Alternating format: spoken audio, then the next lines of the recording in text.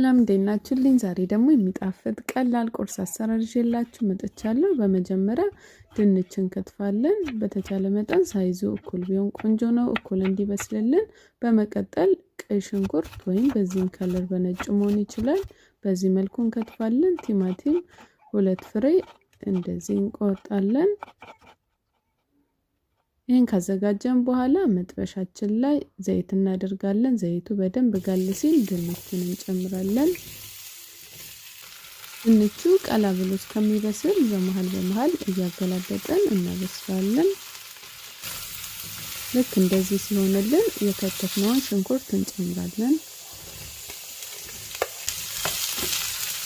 ሽንኩርቱንም ትንሽ ከድንቹ ጋር ከጠበስነው በኋላ በመቀጠል ቲማቲም እንጨምራለን። ቲማቲሙን 1-2 ደቂቃ እንጠብሳለን።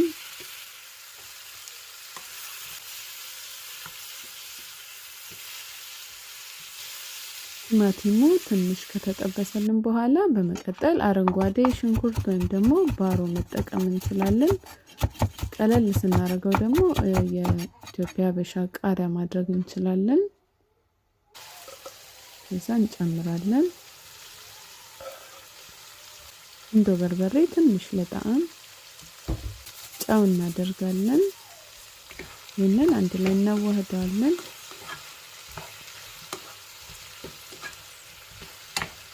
አሁን ሙቀቱን አነስተኛ ላይ እናደርገውና እንቁላል መሃል ላይ ቁጭ እናደርጋለን።